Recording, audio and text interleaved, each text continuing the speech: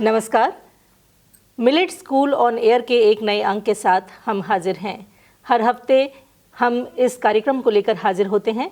ये कार्यक्रम राजमाता विजयाराजे सिंधिया कृषि विश्वविद्यालय ग्वालियर, इफ़को, नाबार्ड और नाहेब का मिलाजुला प्रयास है।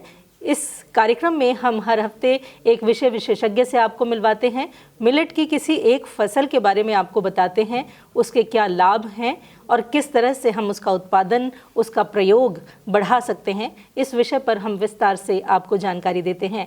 इसी सिलसिले में आज हमने अपने स्टूडियो में आमंत्रित किया है डॉक्टर निशा सप्रे को। आप सस्य वैज्ञानिक हैं और प्रभारी हैं ज्वार सुधार परियोजना इंदौर में।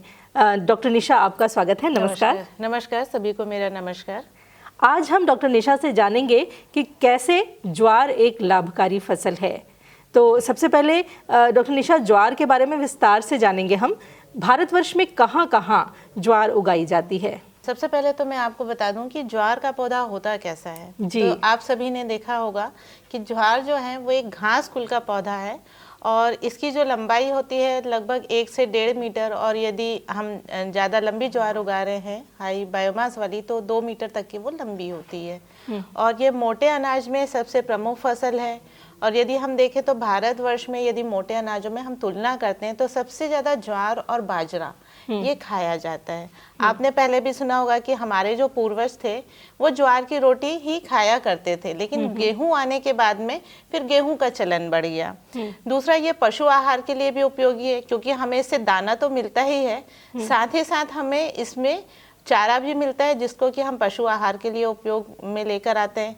इसके साथ में इसका जो दाना है, कुछ जैसे कि देशी ज्वार हमारे किसान भाई उगा लेते हैं तो उसका दाना छोटा होता है, तो ऐसे दाने का उपयोग जो है वो कुक्कुट आहार के रूप में उपयोग में हम ला सकते हैं। मतलब जो मुर्गी पालन करते हैं उनके लिए, जो मुर्गी पालन करते हैं उनके लिए। और इसमें सबसे बड़ी बात यह है कि खरीफ में जितनी भी हमारी फसलें उगाई जाती है, जैसे कि सोयाबीन हुआ, मक्का हुआ या हम चावल उगाते हैं, तो उसकी अपेक्षा इसमें पानी बहुत कम लगता, तो वो खेती, वर्षा आधारित खेती ज्वार की बहुत आसानी से कर सकते हैं। क्योंकि ऐसे इलाके जहाँ पर कि लगभग 450 से लेकर 700 मिलीलीटर प्रति वर्ष वर्षा हो रही है, ऐसे इलाकों के लिए ज्वार का उत्पादन करना बहुत ही लाभकारी सिद्ध होता है ना। इसके साथ साथ में ये C4 पौधा है। C4 पौधे वो होते हैं जो कि उनकी प्रकाश संश्लेषण की क्षमता जो है वो ज़्यादा होती है, यानी कि उनको कम लाइट भी मिले, कम कार्बन डाइऑक्साइड मिले, तो उसमें वो ज़्यादा से ज़्यादा ड्राई मैटर उगाते हैं, यानी कि इनकी वृद्धि जो है वो कम प्रकाश में भी इनकी वृद्धि बहुत फास्ट होती है, बहुत जल्दी ये ग्रो करते हैं। किसान का मजबूत बच्चा बोल सकते हैं। बिल्कुल बिल्कुल। इसके साथ में अभी आपने मुझसे प्रश्न किया था कि भारतवर्ष में कहाँ कहाँ पर ज्वार उगाई जाती है। तो साधारणतः महाराष्ट्र और कर्नाटका ये 2 ऐसे राज्य हैं जिनमें सबसे ज़्यादा ज्वार उगाई जाती है, और पूरे भारतवर्ष में जितनी ज्वार उगाई जाती है उसका कम से कम 57% उत्पादन जो है ये केवल ये 2 राज्य ही दे देते हैं। इसके अलावा हमारा मध्य प्रदेश, आंध्र प्रदेश, राजस्थान, तमिलनाडु, इन राज्यों में भी ज्वार का उत्पादन किया जाता है और लगभग 12% उत्पादन में योगदान जो है वो इन राज्यों में होता है। अब यदि हम मध्य प्रदेश की बात करें तो मध्य प्रदेश में लगभग 1.25 लाख हेक्टेयर में ज्वार को उगाया जाता है, जिसमें कि जो प्रमुख क्षेत्र हैं अपने आसपास के अलीराजपुर, खंडवा, खरगोन, सागर, बड़वानी, झाबुआ, छिंदवाड़ा, बैतूल, राजगढ़, रीवा, देन उसके बाद ग्वालियर, दतिया और गुना। यहाँ के जो किसान हैं साधारणतः ज्वार को ये उगाते ही हैं, और इनके जो फूड हैबिट है उसमें भी ज्वार इनके फूड हैबिट में शामिल की गई है। मतलब खाते भी हैं, बिल्कुल ये खाते हैं। अच्छा, अभी चर्चा ये चल रही है कि ज्वार का जो एरिया है, क्षेत्रफल जो है वो मध्य प्रदेश में या पूरे भारतवर्ष में कम होता जा रहा है, लेकिन हमारे यदि हम भारतवर्ष में इसकी उपज देखते हैं, उत्पादकता, तो लगभग 1100 से 1200 केजी प्रति हेक्टेयर इसकी उत्पादकता मिलती है। लेकिन मध्य प्रदेश में जो इसकी उत्पादकता है वो 1900 मतलब 1940 किलोग्राम प्रति हेक्टेयर है, यानी लगभग 1.5 गुनी है। लगभग 1.5 गुनी है, और 27% भारतवर्ष से 27% इसकी जो उत्पादकता है वो ज़्यादा है। और इसकी खास वजह ये है कि हमारे ही जो विश्वविद्यालय है उसने बहुत अच्छी विगत कई सालों में, कुछ सालों में ही अच्छी प्रजातियां विकसित की हैं, ड्वेल पर्पस प्रजातियां विकसित की हैं, जिससे हमें चारे की भी उपज मिल रही है और हमें दाना भी अच्छा मिल रहा है। साथ ही साथ कुछ इथेनॉल की वैरायटीज हैं। तो इसमें कहीं ना कहीं इस बात का योगदान है कि चूंकि भले ठीक है एरिया कम हो गया है, लेकिन उत्पादकता हमारी बढ़ गई है विकसित प्रजातियों के कारण। इधर श्री अन्न फसलों की मांग भी बाजार में बढ़ी है। अभी हाल फिलहाल की बात करें तो मुझे ही बाजार में ज्वार खरीदने में थोड़ी मुश्किल आ रही थी। राशन वाले ये कह रहे थे कि ज्वार थोड़ी कम मिल रही है बाजार में। यानी ज्वार की फसल कम हो रही है क्या? वैश्य मतलब यदि हम पूरे हिंदुस्तान के परिप्रेक्ष्य में देखें तो, और कम यदि हो रही है तो इसका क्या कारण है? क्या है कि ज्वार जनरली किसान उगाना नहीं चाहता है, उसकी कुछ खास वजह है। सबसे पहली वजह तो ये है कि इसमें किसान चाहता है कि उसको कैश क्रॉप मिले, मतलब वो जो भी फसल उगा रहा है उसको तुरंत उसका फायदा मिल जाए, बेचे और उसको फायदा जल्दी बिक जाए, जल्दी उसको फायदा मिल जाए। दूसरा क्या है कि खरीफ में जितनी भी फसल उगाता है किसान, वो चाहता है कि वो कम दिन वाली हो, वो 90 से 100 दिन में पककर तैयार हो जाए, ताकि रबी के लिए उसका खेत जो है वो खाली हो जाए। तीसरी बड़ी समस्या किसान ये बताता है, जैसे कि अलीराजपुर झाबुआ वाले इलाकों में ये देखने में आया है, वो कहते हैं किसान, चूंकि हमारा तो फार्मर से डेली कांटेक्ट होता रहता है, तो उनका कहना ये है कि चिड़ियों से बहुत ज्यादा नुकसान होता है, पक्षियों से इसमें बहुत ज्यादा नुकसान होता है। कुछ इलाके जैसे हैं जहाँ पर कि हिरन, नील गाय, उनसे भी उसको नुकसान हो जाता है। तो एक ही बार में किसान को काफी सारा नुकसान हो जाता है। इस वजह से किसान जो है वो ज्वार उगाने में थोड़ा सा अभी पीछे आ रहा था, लेकिन चूंकि इस साल इंटरनेशनल मिलेट ईयर में काफी प्रयास किए गए हैं, तो काफी जो किसान हैं हमारे वो प्रोत्साहित हैं ज्वार को लेने के लिए। और इसके लिए हम विश्वविद्यालय स्तर पर भी सतत प्रयास कर रहे हैं कि किस तरह से हम उनको अच्छी से अच्छी वैरायटी दे सकते हैं और क्या चीजें हम उनको कर सकते हैं। ज्वार को किनोआ का विकल्प माना जा रहा है और वैश्विक स्तर पर इसकी मांग भी इसीलिए आगे आने वाले समय में बढ़ने वाली है। गेहूं की अपेक्षा ज्वार को बेहतर क्यों माना जाता है, ये भी बताइए, क्योंकि बाजार तभी किसान जो है वो भांप पाएगा जब वो ये जान पाएगा कि लोग जो हैं गेहूं की अपेक्षा ज्वार को अब बेहतर मानने लगे हैं। और किनोआ, जिसका नाम भी बहुत सारे लोगों ने नहीं सुना है और बहुत पौष्टिक अन्न माना जाता है उसको, और बहुत सारी वैरायटीज़ उसकी बनती हैं, उसका विकल्प एक बहुत सस्ते से अन्न, श्री अन्न ज्वार को माना जा रहा है। तो बाज़ार खुला हुआ है ज्वार के लिए, तो ये बताइए कि क्यों? देखिए, ये बिल्कुल साधारण सी बात है। जैसे हम हाई क्लास सोसाइटी में हम देखते हैं कि मल्टीग्रेन आटा, जी जी जी, काफी लोग उसको प्रेफर करते हैं।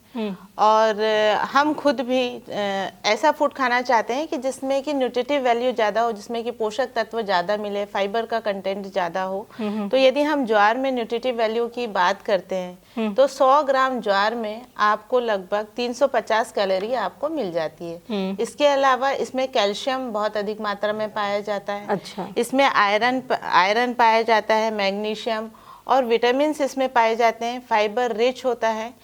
एक बात है, इसमें ग्लूटीन नहीं होता है जो कि गेहूं में होता है। तो ऐसे अभी आजकल देखने में आ रहा है कि ग्लूटीन से लोगों को एलर्जी होती है, कुछ सीलिएक डिजीज जिसको बोलते हैं। इसके सिम्टम्स साधारणतः तो दिखाई नहीं देते, लेकिन जैसे कि ब्लड काउंट कम हो जाना या इम्यूनिटी लॉस हो जाना, ये इसके सिम्टम्स हैं जो कि बाद में आने पर हमें पता चलते हैं। तो ये गेहूं से जो ज्वार है इसलिए ज्यादा अच्छा माना जाता है। दूसरा, ग्लूटीन जो है वो एक प्रोटीन है ना। कार्बोहाइड्रेट जो है इसमें गेहूं की अपेक्षा थोड़ा सा कम है। फाइबर इसमें ज्यादा है, तो फाइबर ज्यादा होने के कारण ये इजीली डाइजेस्ट हो जाता है। जैसे हम गेहूं की रोटी खाते हैं, यदि हमने ज्यादा गेहूं की रोटी खा ली तो हमको ऐसा लगता है ना कि पेट बहुत ऊपर तक के भर गया है। लेकिन जब आप ज्वार की रोटी खाएंगे तो आपको ऐसा बिल्कुल भी महसूस नहीं होगा। और चूंकि इसमें फाइबर ज्यादा है तो इसमें खाने के तुरंत बाद आपको प्यास लगती है, तो आप जैसे आप पानी पीते हैं तो ये आसानी से डाइजेस्ट हो जाता है।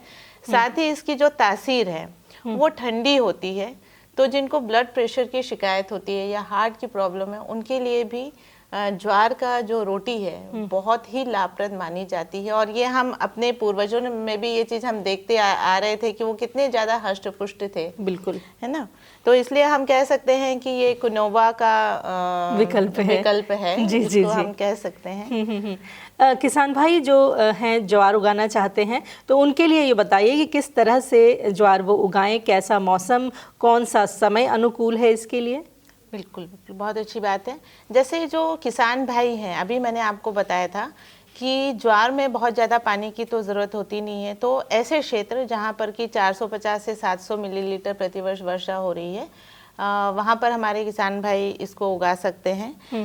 साथ ही साथ जो मिट्टी है वो अम्लीय या क्षारीय नहीं होना चाहिए और खेत समतल होना चाहिए और उसमें पानी का निकास बहुत अच्छे से हो जाए। हल्की भुरभुरी मिट्टी इसके लिए बहुत अच्छी होती है, तो उसमें गोबर की खाद का उपयोग कर सकते हैं या पहले की जो फसल के अवशेष हैं उसका हम उपयोग कर सकते हैं। और इसकी खेत की तैयारी के लिए चूंकि इसका जो बीज होता है वो गोल होता है और थोड़ा छोटा होता है, तो इसलिए हमको भुरभुरी मिट्टी की जरूरत होती है। मृदा भुरभुरी होना चाहिए। खेत की तैयारी बेहद जरूरी है। तैयारी इसमें बहुत जरूरी है ना। और खेत की तैयारी के समय पर 5 टन प्रति हेक्टेयर के हिसाब से अच्छी सड़ी हुई गोबर की खाद किसान भाई इसमें डाल दें, ताकि उसमें उर्वरता शक्ति भी बढ़ती है और जो कार्बन कंटेंट है वो भी सॉइल में, मृदा में बढ़ता है। इसमें जब बुआई करते हैं, वैसे तो इसमें कतारों में बुआई की जाती है और कतारों के बीच की जो दूरी है वो 45 सेंटीमीटर रखी जाती है और पौधे से पौधे की जो दूरी है वो 12 से 15 सेंटीमीटर तक के रखी जाती है। यदि हम संकर किस्म की ज्वार की बात करें तो इस तरह से इसमें जो अनुशंसित पौध संख्या है वो 1,80,000 से 2 लाख तक के अनुशंसित पौध संख्या है। इसमें आसानी से बहुत अच्छी आप उपज प्राप्त कर सकते हैं। फिर दूसरा इसमें बात आती है कि बुआई कब करना चाहिए, है ना। ये बहुत ज़्यादा ज़रूरी है। जैसे अभी आप देख रहे हैं कि किस तरह से मौसम परिवर्तन हो रहा है। हमारा बारिश के समय में बारिश नहीं होती है और उसके बाद होती है, चाहिए नहीं होता है तब होता है। तो हमारा जो मानसून है हम विगत 3-4 सालों से देख रहे हैं कि लगभग 1 महीने शिफ्ट हो चुका है ना।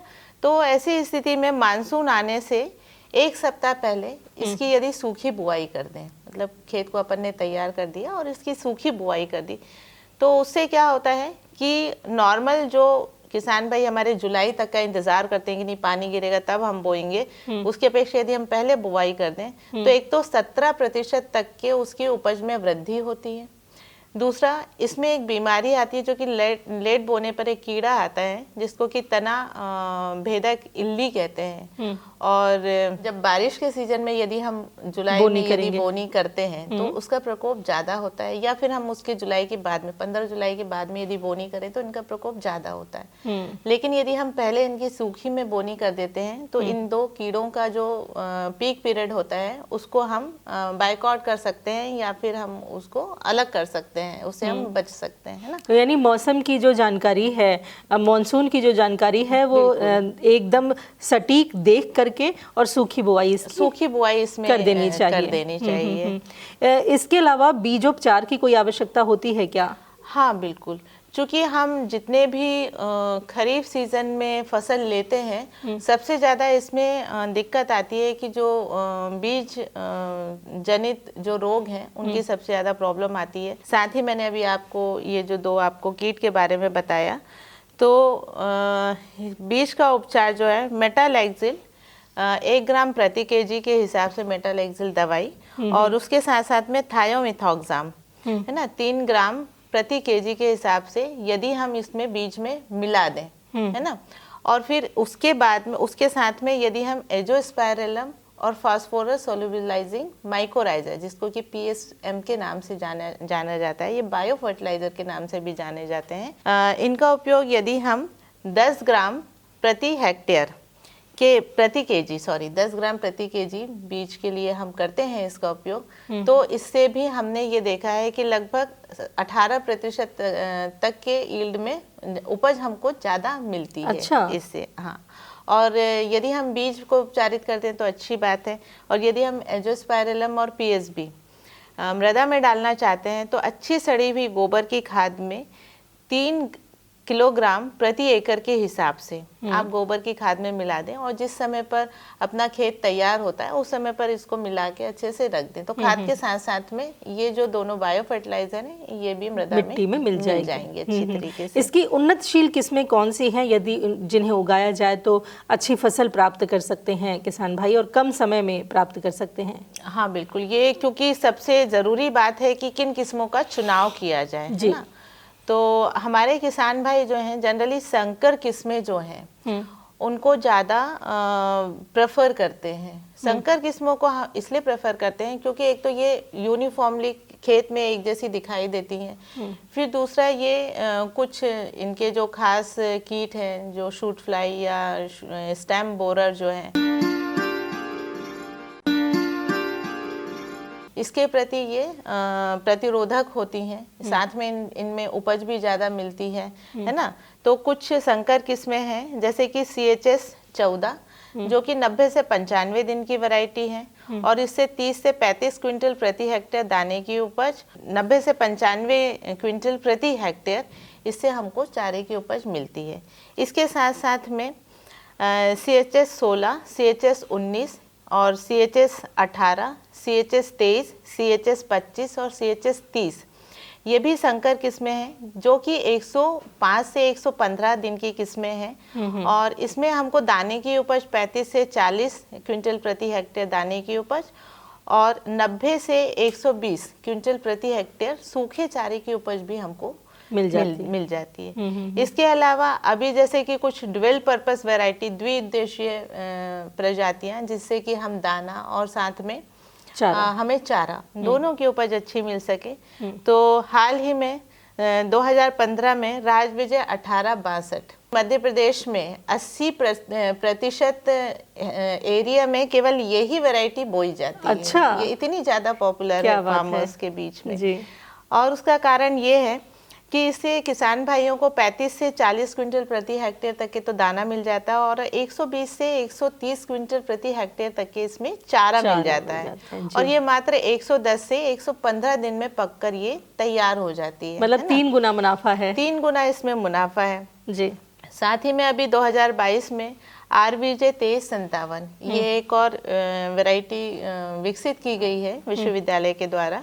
ये भी 105 से 110 दिन में तैयार हो जाती है, और इसमें थोड़ा सा और ज़्यादा अपने को दाने की उपज 35 से 45 क्विंटल प्रति हेक्टेयर तक के दाने की उपज, और 140 से 145 क्विंटल प्रति हेक्टेयर तक के इसमें चारा मिलता है। और इसकी सबसे अच्छी खासियत ये है कि इसके जो चारे की पाचकता है वो 44% तक के चारे की पाचकता है। चारे में प्रोटीन की मात्रा अच्छी होती है, तो जो जानवर है वो भी इसके चारे को ज़्यादा पसंद करता है, मीठा होता है इसका चारा, है ना। इसके अलावा जवाहर ज्वार 938, जवाहर ज्वार 1041 और जवाहर ज्वार 1022 ये भी द्विउद्देशीय और अच्छी किस्म है जिनको कि हमारी किसान भाई लगा सकते हैं। ज्वार की जो फसल किसान ने लगाई है कितने समय बाद निदाई गुड़ाई की आवश्यकता पड़ती है, क्योंकि ये बहुत ज़रूरी है खरपतवार नियंत्रण के लिए? तो ज्वार की फसल चूँकि खरीफ में ही सबसे ज़्यादा बोई जाती है, तो सबसे ज़्यादा इसमें ज़रूरत होती है कि 30 से 35 दिन तक के यदि हमने ज्वार को खरपतवार रहित रखा फील्ड को, तो हमें फिर उसके बाद में कोई भी खरपतवार नाशी डालने की ज़रूरत नहीं है ना। तो बुआई के 15 से 20 दिन बाद में एक बार इसकी निंदाई कर दें, और साथ ही साथ में इसकी थिनिंग कर दें। थिनिंग का मतलब ये होता है कि हमने जैसे जब हम ज्वार बोते हैं तो ज़्यादा ही हम सीड डाल देते हैं, तो प्लांट पॉपुलेशन हम पौधों की जो संख्या जो मैंने पहले आपको बताई थी उतना हमें मेंटेन करना होता है। तो जो एक्स्ट्रा पौधे हैं उनको हम निकाल लें। तो एक निंदाई तो वहाँ पर हो गई। उसके अलावा 30 से 35 दिन में दूसरी निंदाई कर दें। तो या तो हाथ से निंदाई कर दें या फिर डोरा या हैंड हो चलाकर इसकी निंदाई आसानी से की जा सकती है। और ये तभी हो सकता है जब कतार में बुआई हुई हो। जब कतार में बुआई, छिटकवा विधि से करेंगे तो बीज भी ज्यादा लगेगा और निदाई गुड़ाई में भी खरपतवार नियंत्रण भी नहीं हो पाएगा। और छिटकवा विधि से क्या होता है कि हमारा पौध संख्या बहुत ज्यादा हो जाती है। पौध संख्या ज्यादा होने से इसमें कीड़ों का प्रकोप भी ज्यादा होता है। घनी हो जाती है फसल। खरपतवार नियंत्रण नहीं किया तो भी कीड़ों का प्रकोप ज्यादा होता है, क्योंकि वही कीट आपके जो खरपतवार हैं उनमें वो रहते हैं और वो बाद में आपकी फसलों को नुकसान पहुंचाते हैं। तो इसीलिए तो आप कोई भी फसल लगा रहे हैं तो आपको खेत साफ रखना ये सबसे ज़्यादा ज़रूरी है। तो इससे भी हमको बहुत ज़्यादा मतलब फ़ायदा मिलता है। कीट और रोग नियंत्रण के बारे में भी कुछ बताएं। कीट और रोग नियंत्रण का हम एकीकृत प्रबंधन कर सकते हैं, जैसे कि ग्रीष्मकालीन गहरी जुताई। ग्रीष्मकालीन गहरी जुताई से जो पहले से कीटों के अवशेष हैं वो नष्ट हो जाते हैं, मिट्टी पलट जाती है तो वो नष्ट हो जाते हैं। उसके अलावा जो ज्वार के खेतों में शूट फ्लाई और स्टेम बोरर का अटैक जहाँ पे ज़्यादा होता है, तो शूट फ्लाई को अट्रैक्ट करने के लिए, आकर्षित करने के लिए मछली पाउडर का प्रपंच, इससे 10 से 12 आप 1 हेक्टेयर में 10 से 12 प्रपंच आप लगा के रखें तो शूट फ्लाई अट्रैक्ट होके वहाँ पर चली जाते हैं ना जी। फिर मैंने जैसे कि आपको बताया कि खेत को साफ सुथरा रखें, प्रॉपर सही समय पे निंदाई गुड़ाई करें। दूसरा जो स्टेम बोरर है, स्टेम बोरर का जब अटैक होता है तो ये क्या होता है कि एक टनल बना के अंदर जाता है, तो जो ऊपर वाली जो पत्तियां आती हैं वहां पर एक नाड़ी बन जाती है ना, डेड हार्ट जिसको इंग्लिश में बोलते हैं। तो डेड हार्ट निकाल कर आप अलग कर दें और जितने भी आप ग्रसित पौधे निकाल रहे हैं उनको खेत से बाहर करके उनको जला दें, उनको डिस्ट्रॉय कर दें। आपने बताया था कि चिड़ियों का प्रकोप भी बहुत होता है, बहुत सारी फसल वो खा जाती हैं। हाँ। इनके प्रकोप से बचने के लिए क्या करें?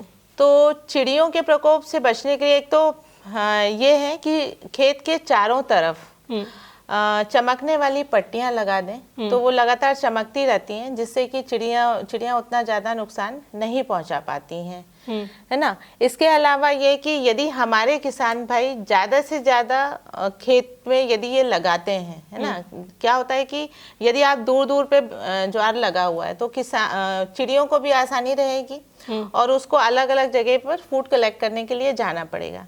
यदि बहुत सारे एरिया में जब आप कहीं जाते हैं तो आप देखते हैं कि यहाँ पे पूरा सोयाबीन लगातार लगा हुआ है। यदि इस तरीके से हमारे किसान भाई ज्वार लगाएंगे तो चिड़िया खाएगी भी तो कितना खाएगी, है ना। तो ये एक जनरल फिनोमिना है, तो चिड़िया से भी उतना ज्यादा नुकसान नहीं होगा। चूंकि चिड़िया को कम क्षेत्र में वो मिलता है, इसलिए चिड़िया ज्यादा आकर्षित होती है और चिड़िया ज्यादा उसमें नुकसान करती है ना। तो इस तरीके से हम इसका वो कर सकते हैं। फिर अल्टीमेटली फिर यदि हम कम उसमें लगा रहे हैं तो फिर हमें वॉशिंग ही करवानी पड़ती है उससे। कटाई गहाई और कितना लाभ किसान को मिलता है इससे, ये भी आखिर में जरूर बताइए। जैसे ही हमारा ये मैच्योर हो जाती है, क्रॉप मैच्योर हो जाती है, तो इसकी पत्तियां जो हैं वो पीली पड़ जाती हैं, इसका दाना पूरा अच्छी तरीके से भर जाता है। और यदि हम दाने को तोड़ के दांत में चबा के देखते हैं तो वो कट से दाना जो है वो कट जाता है। तो ये एक बहुत अच्छा संकेत है कि अब इस समय पर आपको कटाई गहाई जो है वो कर देनी चाहिए। तो पहले तो पूरा जो ज्वार है उसको नीचे से काट लें, उसके बाद उसके भुट्टे अलग कर दें और जो उसका जो स्टेम है वो अलग कर दें, तो वो चारे के लिए उपयोग हो जाएगी। भुट्टे को अलग करने के बाद में इसमें ट्रैक्टर से या हाथों से बीट करके इसकी गहाई कटाई की जा सकती है। और यदि इसका भंडारण करना हो तो 10 से 12% तक के इसमें नमी होना चाहिए। इससे ज़्यादा नमी होने पर इसमें कीड़ों का या फिर फंगस का प्रकोप हो सकता है। तो यदि हमारे किसान भाई ज्वार उगाते हैं तो इसकी जो लागत है वो 35 से 36 हजार प्रति हेक्टेयर तक की लागत आती है। और इससे जो लाभ है, यदि हम चारे को बेच लें और दाने को, दोनों का यदि हम लाभ मिलाते हैं तो लगभग 1,20,000 तक के इससे लाभ प्राप्त होता है। तो इस तरह से यदि हम शुद्ध लाभ की यदि हम बात करें तो 85,000 से 86,000 तक के प्रति हेक्टेयर लाभ किसान को मिल सकता है। जो फूड साइंटिस्ट हैं, भोजन के वैज्ञानिक हैं, वो ज्वार को किनोआ से कंपेयर कर रहे हैं, किनोआ का विकल्प बता रहे हैं। तो निश्चित तौर पर किसान भाइयों, ज्वार का आगे आने वाले समय में बाजार बढ़ना ही है। और यदि आप ज्वार का उत्पादन करते हैं, खेतों में लगाते हैं, तो मुनाफा भी यकीनन होना ही है। और किस तरह से ज्वार उगानी है, कैसे उसे भंडारित करना है, यहाँ तक की पूरी जानकारी डॉक्टर निशा सप्रे जी ने हमें दी है। हम सबसे पहले आप सबकी तरफ से डॉक्टर निशा का धन्यवाद ज्ञापित करते हैं। नमस्कार, धन्यवाद।